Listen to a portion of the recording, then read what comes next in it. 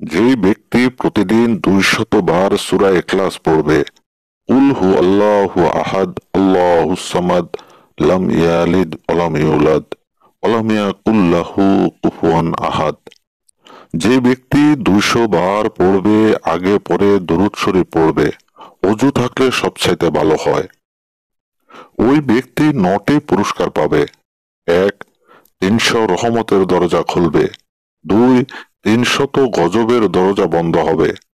গজব বলতে মুসিবত, অভাব, কর্জা, বিমার, অসুখ।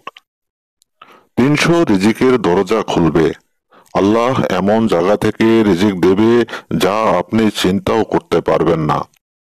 66 বার কোরআন পড়ার সওয়াব পাবেন। 50 বছরের গুনাহ মাফ হবে। জান্নাতে 20টি সোনা চাঁদের মহল বানাবে তার জন্য। আল্লাহ নিজের এলেম থেকে এলেম দেবেন, নিজের সবর থেকে সবর দেবেন। আর যখন ওই লোক দুনিয়া থেকে যাবে, তখন 1,10,000 ফেরেশতা তার জানাজায় শরীক হবেন। তো আমার ভাই, রোজ প্রতিদিন 200 বার সূরা ইখলাস আগে এবং পরে দরুদ শরীফ পড়ে পড়ে নেবেন।